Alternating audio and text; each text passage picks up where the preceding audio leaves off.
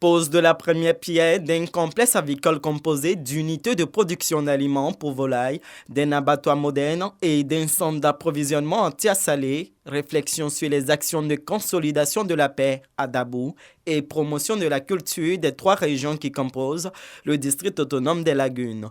Voici le bilan tel que présenté par son premier responsable, le ministre-gouverneur Vincent Essolo-Ouest, à l'occasion de l'installation du bureau du conseil du dit district. Le district autonome des Lagunes a organisé un séminaire de réflexion les 11 et 12 septembre 2021 à Dabou sur le thème Unité, paix, développement qui a connu un franc succès. Le 7 août 2022, nous avons été invités à la cérémonie officielle de la fête nationale à Yamoussoukro, où nous avons fièrement participé au grand défilé avec 2 chars présentant quelques aspects de notre riche patrimoine culturel et gastronomique. Nous avons également pris part à de nombreux ateliers, séminaires et colloques. Plusieurs autres projets sont en cours de réalisation, notamment l'étude sur la faisabilité d'un circuit d'écotourisme dans le district autonome des Lagunes, l'installation de 300 jeunes pisciculteurs et la promotion de la culture du mûrier. Il nous faut valoriser ces énormes potentialités agricoles, industrielles, touristiques, culturelles et sociales afin d'aider les plus faibles à vivre convenablement, aider aussi ceux qui ne peuvent travailler à rester dignes. Une journée d'hommage au chef de l'État Alassane Ouattara est annoncée à Dabou en décembre prochain en reconnaissance de ses actions de développement dans le district autonome des Lagunes.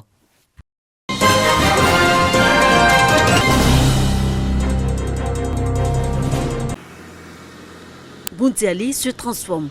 Depuis 2018, plusieurs infrastructures dont des voies bitumées, des écoles, des feux tricolores et un hôtel de ville flambant neuf donnent fière allure à la capitale de la Bagoué. Pour toutes ces réalisations, les populations saisissent l'occasion du présent conseil municipal pour exprimer toute leur gratitude à son député-maire, la ministre Maria Toukone. Vous avez promis un château d'eau. Beaucoup ont pensé que c'est parole de campagne. Mais avant la fin de la campagne, avant les 15 jours de la campagne, vous avez inauguré le château d'eau de Sigana. Le quartier dit, aujourd'hui, quand il y a coupure d'eau à Boundiali, tout Boundiali se déverse sur le château que vous leur avez donné. Ils sont contents. Madame le maire, depuis votre arrivée, nous ne connaissons plus de double vacation à Boundiali. Tous nos enfants suivent les cours en plein temps. Nous voulons vous dire merci. Un hommage bien accueilli par la députée maire et tout son conseil.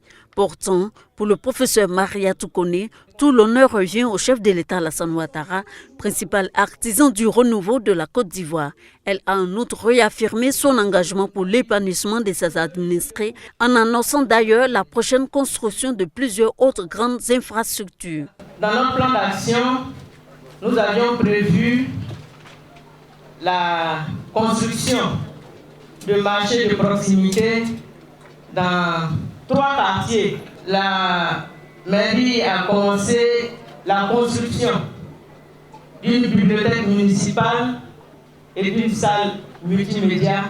La 3e bonne nouvelle dans les divers, c'est que nous avons obtenu de certains partenaires à l'extérieur la construction à Boundiali d'un palais de la culture.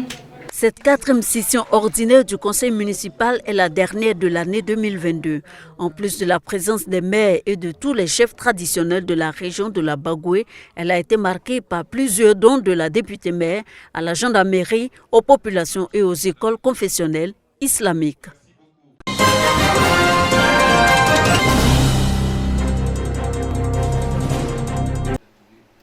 Atelier de renforcement des compétences de 36 agents des directions générales des impôts, des douanes et des marchés publics sur l'analyse et la valorisation des données.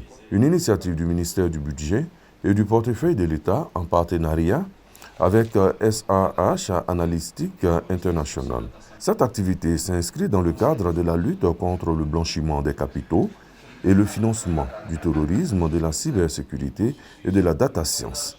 Évoquant les objectifs de cet atelier qui se tient à Sinématiali, les formateurs rappellent qu'il s'agit d'outiller les participants sur la vision du ministère du Budget et du portefeuille de l'État sur la gestion publique. Tous ces professionnels-là manipulent des données très importantes au niveau de la douane, des impôts, des marchés publics.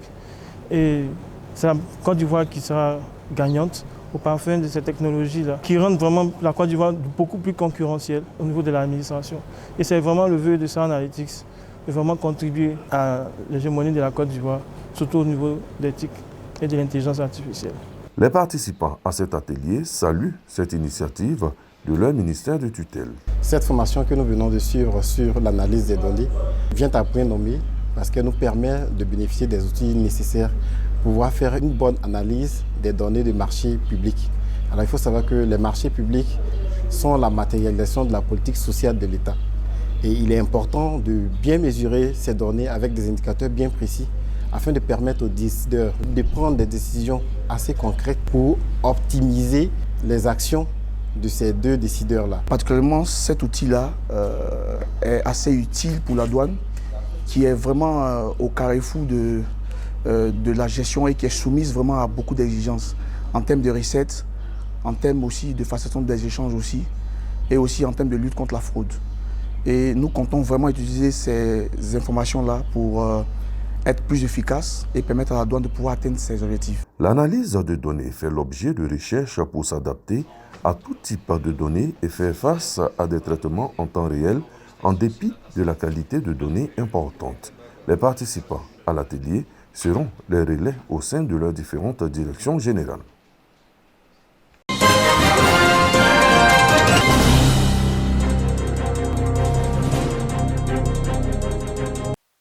La Côte d'Ivoire, avec une prévalence de 2,39%, fait partie des pays les plus touchés par le VIH-Sida en Afrique de l'Ouest.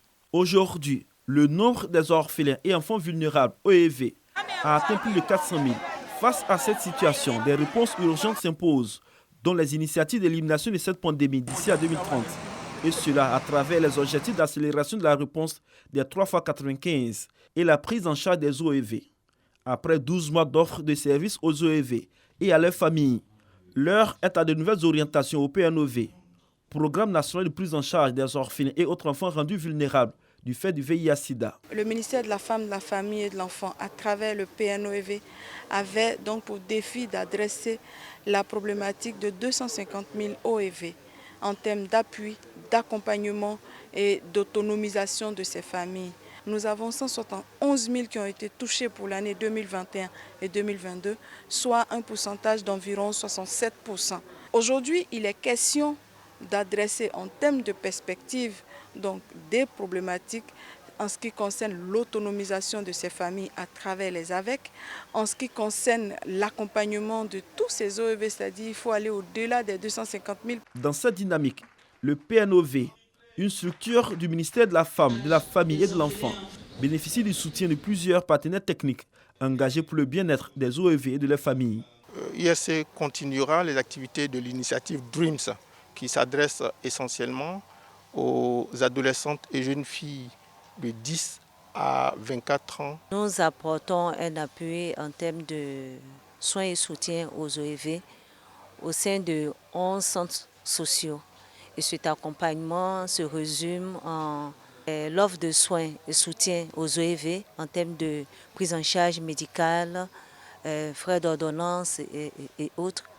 Également un accompagnement en termes de mise en apprentissage des OEV, un appui également à l'éducation. Le directeur de cabinet du ministère de la Femme, de la Famille et de l'Enfant a saisi l'occasion pour saluer les efforts des travailleurs sociaux qui œuvrent au quotidien pour la prise en charge des OEV. Il invite à une mutualisation des efforts dans l'élimination de cette pandémie qui continue de faire des victimes dans nos sociétés. Que l'OEV vive et grandisse dans un environnement sain et protecteur, lui assurant un développement psychologique et social équilibré avec des familles économiquement autonomes et responsables.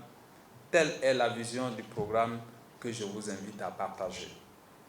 Nous restons persuadés que si nous travaillons tous en synergie avec l'appui de nos partenaires, nous parviendrons à l'atteinte de ces objectifs. Avec les centres sociaux, le PNOV a mis en place 114 plateformes de collaboration, une approche novatrice qui facilite aujourd'hui une synergie d'action entre les différents acteurs.